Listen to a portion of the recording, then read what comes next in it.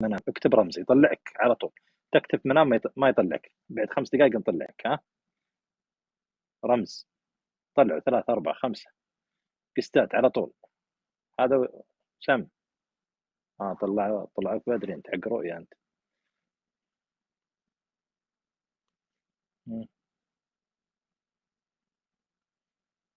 يا سعود تركي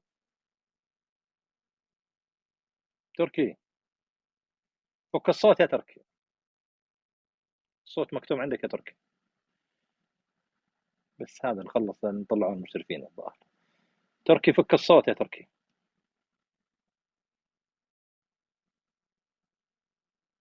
يا تركي قالوا بشروك بولد. طبعا تركي يقول انا طالع من العمل علشانك يا شيخ. قالوا بشروك بولد لكن مات. طالع من العمل علشان انه يكلمنا، لكن عي الصوت يفتح معه. تركي الدنيا ما تجي. طالع ترى من العمل علشان يدخل معنا قسط، ودخل معنا الان وانكتم الصوت. قالوا ابشر لك بلد لكن والله الولد مات. يلا طيب خلوه تركي. السلام عليكم يا شيخ. يا تركي السلام عليكم، كيف حالك؟ عليك السلام. هلا تفضل يا تركي، تفضل يلا عطنا منام. يا شيخ عندي منام، الوالدة الله يعطيك العافية حلمت في المنام بلدغة ثعبان أخضر اللون على رأسها، وحست بانتشار السم على جسمها بالكامل، ثم زحفت من فوق. والدتي مش عارف، في اليمن وأنا هنا في الرياض. أمك تعبان والله شوف ما تتكلمش بحاجتها الصحية، أسأل عنها كيف صحتك تقول لي زينة. تعرف الوالدة ما تبى ولدها يزعل عليها. الوالدة بين أمرين، يا أنها عندها مرض متعبها، يا عندها أمر مقلقها جدا ومتعبة. متحملة مسؤولية البيت بالكامل، بس شايلة هم لا يعلم فيه إلا المولى. أسأل الله عز وجل أن يوريك أمك ويفرج همك. طيب وين أماني الجهني؟ تفضل يا أماني الجهني. ايش رمزك يا أماني؟ عليك السلام. رمزك؟ رمز رقم 9 بالمنام. 9 والله يا أختي 9 ترى له عدة دلالات، لكن أحيانا يكون 9 قد يكون يرمز، أحيانا يرمز عدد الأسرة، أحيانا يرمز بعض الأعمال، مثلا إذا كان لك وتر معين. أنا شفت 9 سمكات أقلاهم أنا وأخواني. أرزاق مع السلامة. السلام عليكم. السلام. من أنت؟ الرمز تغيير العباية. من أنت؟ إيش اسمك؟ أي قصة؟ صورة الملك عبد الله. الله يغفر له. سامي. تغيير العباية. متزوجة ولا مطلقة ولا بنت؟ متزوجة. غيرتي عباتك؟ إيه لا كتف. وهي كانت على الرأس ونزلتيها كتف؟ لا كانت كتف بس نزلت الطرحة، كشفت يعني. أنت غيرتيها لبستي عباءة أخرى ولا كيف؟ إيه يا شيخ غيرتها. أيوة. كيف موظفة؟ لا. ممكن تنقلين من مكان إلى مكان، من بيت إلى بيت، هو تغيير، الله أعلم. طيب رمز الدعاء يا شيخ. رمز الدعاء في المنام. دعاء، ربما دعاء، لكن عليك بحجابك، لا تفكين حجابك. أنا أخوك تمام، يعطيك العافية. انتبهي في التساهل بالحجاب. السلام عليكم. السلام ورحمة الله. من معي يعني؟ عزو فخر. عزو فخر. إيه. تفضل. عندي 3 رموز الشيخ. ده رمزين بسرعة. طيب الحنة على اليد. مناسبة. الحنة على اليد ماسك كذا ولا كأن اللون فيه؟ لا مو ماسكة، يعني قاعدة أشيلها من اليدين. إيه من اليدين تنتين. أنت تشتغلين وين أنت؟ في البيت أنت؟ إيه من عندك في البيت؟ أنت اللي في البيت؟ أنا وأختي وأمي وأخوي. خلاص اجتهدي، خلي إذا كانت يعني بس يعني عندك من اللي ماسك البيت في الشغل، أنت ولا أختك؟ الوالدة وأختي. إيه شيلي الحنة من يديك وقومي اشتغلي مع أمك وأختك. يلا. تمام. الرمز الثاني. الحنة من يديك. خلاص. طيب. وش يقولون عجزنا الله حريمنا الكبار، يقول يديك محناه ما تشتغلين. عرفت وش الرمز فيه؟ يلا اشتغلي مع أمة أختك بس. السلام طيب عليكم. ما قلت الرمز الثاني. يلا هاتي الثاني. خلاص الثاني لبست العباية وبس تمزقت من فوق. عليك بحجابك، عليك بحجابك يا بنتي. مع السلامة. السلام عليكم. عليك السلام. شو اسمك؟ العنزي يا أخي. ونعم بك. ما عليك. طير الهدهد. ها. الهدهد رجل مرسول بين رجل وامرأة. تمام يعطيك العافية. ربما هذا تدل على خطبة ترى، أو تدل على نعم. يعني يا رب يرزقك. يلا. يلا سم.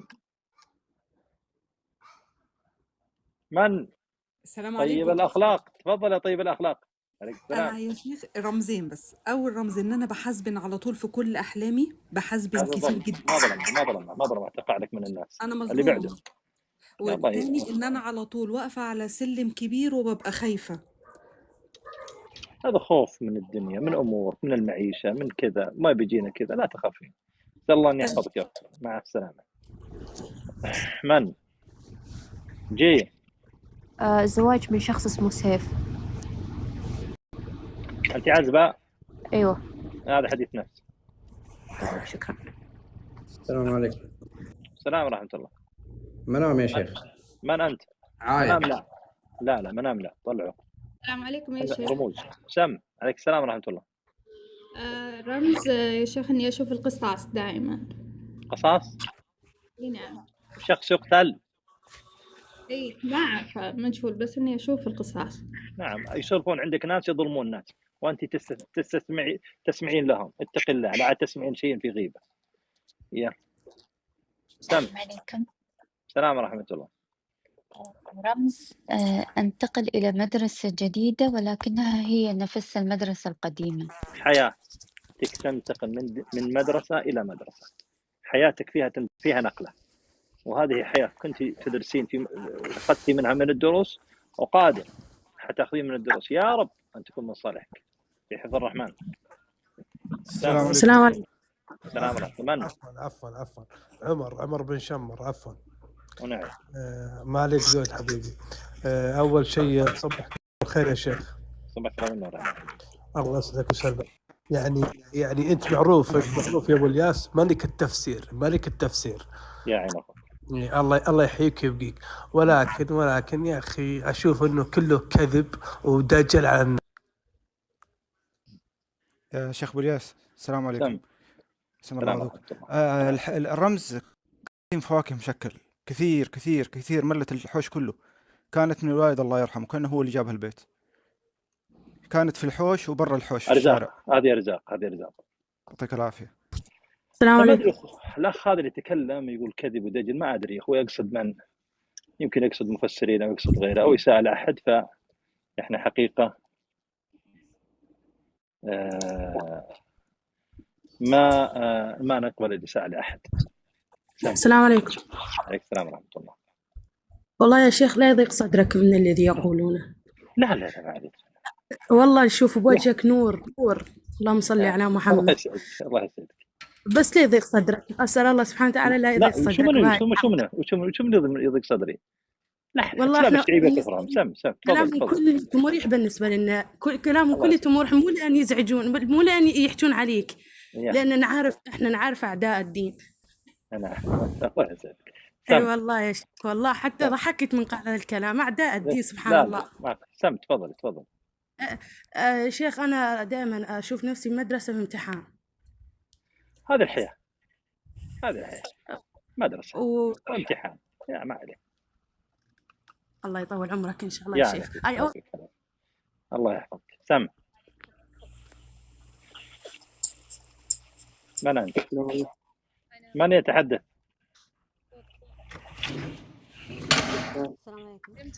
ريوف تفضل يا ريوف. السلام عليكم. السلام ورحمة الله. رمز حبل المشنقة.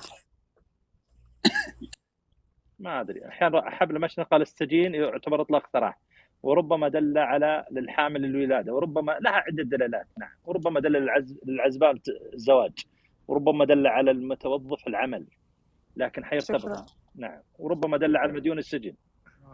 نعم. دوري. نعم. من معي؟ السلام عليكم. السلام رحمن. أنت أخذ الأخضر شوف الأخضر ده. الأخضر وينه؟ اللي فوق. أيوة الأخضر ده والله ما أدري سم. أيوة والله رأيت فيه أفاعي صغيرة كثيرة مع أفعى كبيرة. هذا من الجن. حافظ على أورادك. السلام عليكم. عليك السلام ورحمة الله. شيخ عندي رمزين. رمز اسم سياف. سياف هو نفسه، الاسم نفسه، هو الرجل نفسه. نعم. الرمز الثاني الله يكرمك نزول الدورة. أحيانا يكون نزول الدورة للنساء بعض الأحيان يكون ألم تعب، وأحيانا يكون لا حديث نفس. نعم. تمام. ألو السلام عليكم. السلام ورحمة الله. شيخ عندي رمزين. أول رمز فستان فوق فستان، المطلقة. مطلقة؟ أي زواج. وأكل الزعفران مع النستلة. هذا يدل على أرزاق، الله أعلم. علي سم. السلام عليكم، جزاك الله خير. السلام ورحمة الله وإياك. في عندي رمز وقوع في الأسر في المنام. ما أسمعك يا رجل. الوقوع في الأسر في المنام. بارك الله فيك. صوتك بعيد، ما أسمعك. أفصح في كلامك يا رجل. شيخ ارفع صوتك. الآن تسمعني شيخ؟ اي نعم أسمعك. الوقوع في الأسر في المنام. بارك الله فيك. أنت مديون؟ قليل جدا. متزوج؟ لا عازب، لا زلت. هي الرؤية قديم أنا كنت تكلمتها لك. الرمز الأسر في نهايتها وما سمحت لي أكملت. بارك الله فيك. نهايتها أني وقعت في الأسر. على حسب سياق المنام، لكن له دلالات كثيرة. لكن هو الأسر هو المنع عموما، تمنع من شيء أو تحرم من شيء. نعم. طيب الله أعلم. بارك الله فيك. الرمز الثاني ممكن إذا في سم. هذه من يومين أو ثلاث يعني. رأيت أني في المنزل ورأيت غبار داخل المنزل وقطط صغيرة بكثافة داخل المنزل. الله يسعدك. ها؟ غبار وقطط صغيرة داخل المنزل. الغبار يدل على المشاكل والخلافات، الله أعلم. في عبد الرحمن. باز يا مرحبا فيك يا باز، حياك وبياك. أرحب ثم أرحب. حيا هلا فيك. يا هلا ويا غلا في الجميع. أرحبوا ثم أرحبوا. احنا وقفنا فقرة الرموز، الآن فقرة تفسير الرؤى. أسأل الله تبارك وتعالى أن يبارك فيكم. باز حياك الله، نورت البث يا بعد راس. شكر الله سعيك. باز من أمريكا الظاهر، سبقا كلمتك. يا مرحبا فيك، حياك الله وبياك. سبحان الله، أحيان شوفوا الناجح محارب. لو أجي الرياض أبوي وش تبغى؟ عندك المنسق تواصل معه. لا تجي الرياض، لا تجي للرياض على راسك. ترى ما أحيان تجي الرياض وتجلس لك 3 أيام 4 أيام 5 أيام وتكلم المنسق ما أقدر قبلك. لا أحد يجيني في الرياض ما نسق مع منسق حق. لا تجي وتقول بقابلك، ما أقدر. أنا رجل عندي مواعيد وعندي التزامات وعندي ارتباطات، صعب جدا بقول لك سم دبي. لا تجي، نسق مع المنسق. أعطاك موعد حياك الله. أنا ملتزم مع رجل ماسك أعمالي. خلاص يا جماعة، اللي من خارج الرياض، اللي من الإمارات، اللي من قطر، اللي من البحرين، اللي من الكويت، لا تجي إلا على موعد. أنا تراني ملتزم معك في موعدك اللي مع المنسق. تكفون. ترى في رجال جو هنا وجلسوا لهم عدة أيام رجعوا ما قدرت أقابلهم، لأني لو أقابلك خليت في موعد مع رجل آخر فما أستطيع. لا تعنى. وين رقم المنسق؟ موجود عندك. نزلته في سنابي 20,000 مرة. اكتبوا له رقم المنسق يا أخوان، اكتبوا له في الشات رقم المنسق.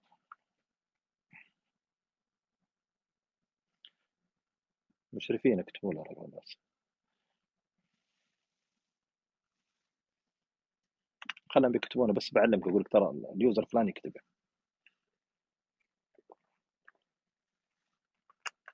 وين الأخوان والأخوات اللي معنا دائما يكتبون؟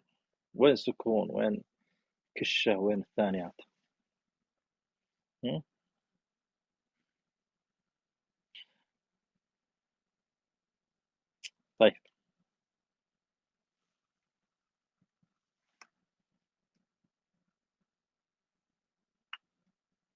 ما حد كتب الرقم ليه؟ اكتبوا رقم المنسق في الشات يا جماعة.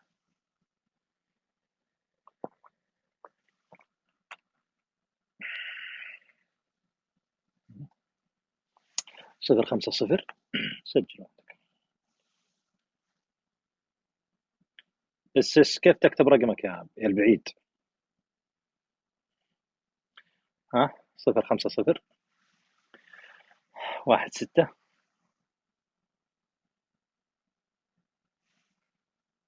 ايوه انكتب في الشات، هذا كتب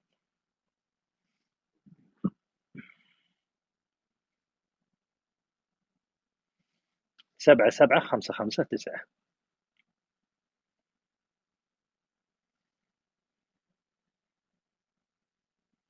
نعم هذا انكتب في الشات، كتبوه الاخوان، اخره 55 9.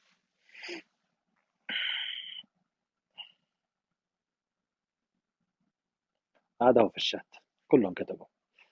صور الشاشة والمنسق عندك.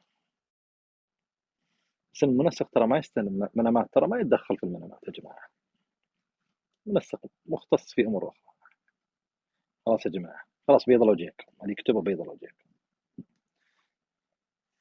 خلاص الله يجزاكم جنة. يلا مش